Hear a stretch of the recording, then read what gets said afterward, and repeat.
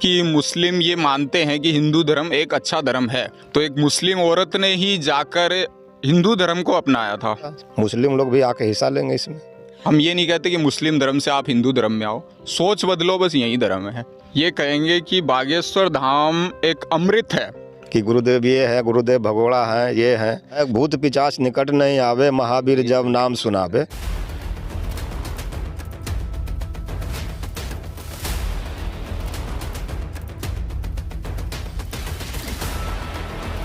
गुरुदेव अभी मुंबई में गए थे, वहाँ पे दिव्य दरबार लगाया है और वहाँ पे दो लोगों ने बहुत ज़ोर शोर से विरोध किया है। एक तो कांग्रेस ने और एक वापस से श्याम मानव ने। तो श्याम मानव के बारे में बता दें हैं कि वो जो पिछली बार उन्हीं की वजह से बहुत सारे प्रॉब्लम हो गए थे गुरुदेव को। तो उस विषय में आपका क्या कहना है, उनके विरोध के बारे में क्या कहना है? श्याम मानव ने पहले जो कथा हुई थी नागपुर में, तो उसमें उन्होंने विरोध किया था कि उन्होंने समय से पहले चले गए। इस बारे में वो गुरुदेव का पर्सनल मामला था, मैटर था कि उन्हें ज़रूरत थी समय की, इसलिए उन्होंने समय की रिक्वायरमेंट की।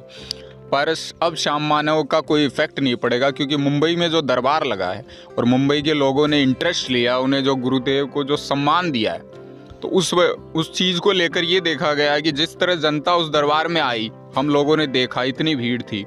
तो मुझे नहीं लगता कि किसी मंत्री महोदय को गुरुदेव को गलत साबित करना चाहिए, और गुरुदेव को जो रेस्पेक्ट मिली उससे श्याम मानव का नज़रिया बदल गया होगा, एक पॉजिटिव नज़रिया आ गया होगा उनके पास, कि अब मुझे नहीं लगता कि वो गुरुदेव को किसी गलत नज़रिए से देखेंगे या पिछले नागपुर वाले मैटर को अपने माइंड में या दिमाग में रखेंगे। अभी तो इस मैटर को राजनीतिक तूल भी दिया गया है, कांग्रेस द्वारा भी इसका विरोध किया जा रहा है। कांग्रेस द्वारा अब कुछ लगता है कांग्रेस को कि गुरुदेव बीजेपी को सपोर्ट कर रहे हैं, या फिर किसी एंगल से नज़रिया बना लिया हो जनता ने, तो हो सकता है कांग्रेस उसके विरुद्ध बोल रही हो। बाकी गुरुदेव सबके लिए समान है, सभी भक्त हैं, तो जाहिर सी बात है उनके लिए सबके लिए इक्वल है गुरुजी। कांग्रेस ऐसा नज़रिया बना रही है तो वो बात अलग है, वो गुरुदेव के लिए नहीं बना रही, वो बीजेपी के लिए बना रही है नज़रिया। इसलिए इसमें ज़्यादा सोचने की जरूरत ही नहीं है कांग्रेस को भी, कि वो बीजेपी पे फोकस करे ना कि गुरुदेव पे फोकस करे। मीरा रोड बोला जाता है कि मुंबई का मुस्लिम बाहुल इलाका है, तो उसमें गुरुदेव जाके दिव्य दरबार लगाते हैं। तो क्या लगता है आपको, इससे क्या कुछ मुस्लिमों में भय पैदा होता है या कुछ इफेक्ट पड़ेगा इस पे मुस्लिम समुदाय के लोगों पे? देखो, मुस्लिम समुदाय के बारे में ये कहना है कि पहले छत्तीसगढ़ में कथा हुई थी गुरुदेव की रायपुर में, तो एक मुस्लिम औरत ने ही जाकर हिंदू धर्म को अपनाया था, ठीक है। तो उससे ही पता चलता है कि मुस्लिम ये मानते हैं कि हिंदू धर्म एक अच्छा धर्म है, सनातन धर्म है। तो जाहिर सी बात है, और मीरा रोड पे पूरे मुस्लिम लोग ही रहते हैं, तो वहाँ के लोगों ने भी 10 लोगों ने भी अगर दरबार देखा है गुरुदेव का, चाहे वो यूट्यूब पे देखा हो चाहे लाइव जाके देखा हो, बदलाव तो आएगा फैमिली में, सोच बदलेगी लोगों की। और ये हम चाहते हैं कि लोगों की सोच बदले, ना कि हम ये नहीं कहते कि मुस्लिम धर्म से आप हिंदू धर्म में आओ, सोच बदलो, बस यही धर्म है। तो गुरुदेव का इफेक्ट तो पड़ेगा मीरा रोड पे, मुस्लिम धर्म पे भी, और मुंबई पे तो पड़ा ही है। कितनी जनता आई, पहली बार दिव्य दरबार में इतनी जनता हमने देखी है लाइव, आज तक दिव्य दरबार में इतनी जनता नहीं आई।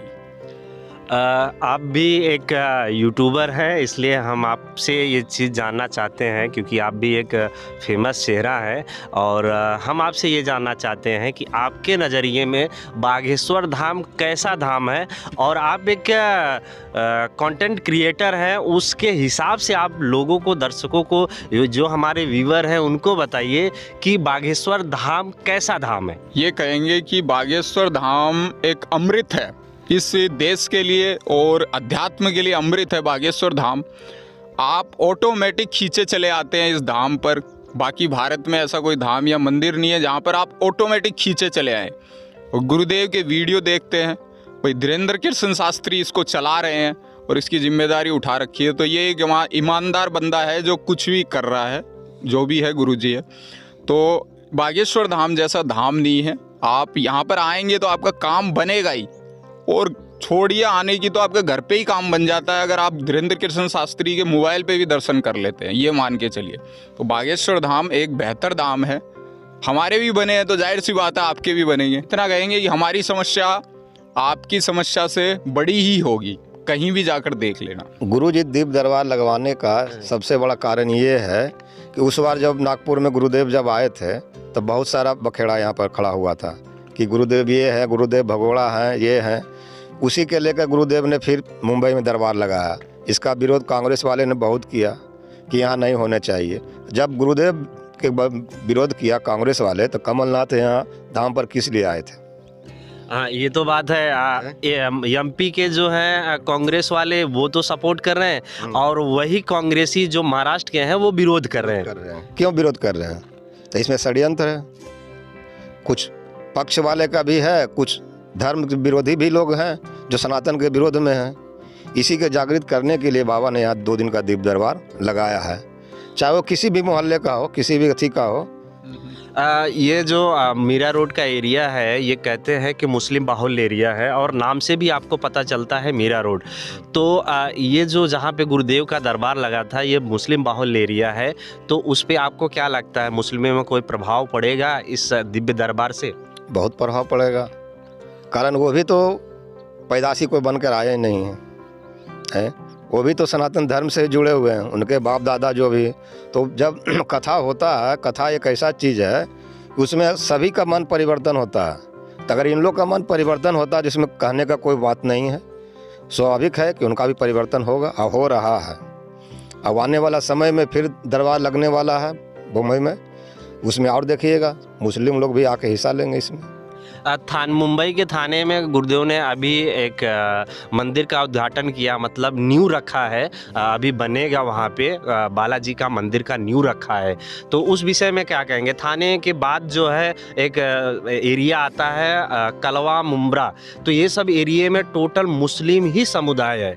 तो उसके विषय में बालाजी का वहाँ पे मंदिर का निर्माण होना, उस आजू बाजू में चारों तरफ मुस्लिम बाहुल्य इलाका होने के बाद भी वहाँ पे बालाजी का मंदिर का निर्माण हो रहा है, तो क्या आपको लगता है कि उस मंदिर से भी कुछ इफेक्ट पड़ेगा? बहुत इफेक्ट पड़ेगा उसमें।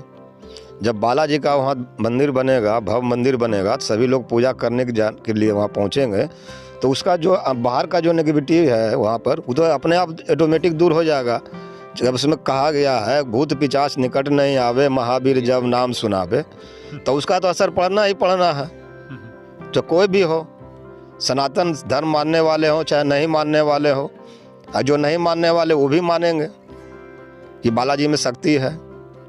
आप घर बैठे बालाजी का नाम लिए, बागेश्वर बालाजी का नाम लीजिए, ऑटोमेटिक सबका काम पूर्ण होता है और हो रहा। भीड़ लाखों के इसलिए जुट नहीं रहा। 2 दिन का दरबार लगा, मुंबई में कितना भीड़ जुट गया। बागेश्वर धाम के बारे में क्या आपका राय है? बागेश्वर धाम के बारे में क्या कहना, सारा संसार बोल रहा है कि ऐसा धाम कोई है ही नहीं जहाँ हर मनोकामना जो होता है लेकर आता, सभी का इच्छा पूरा होता है।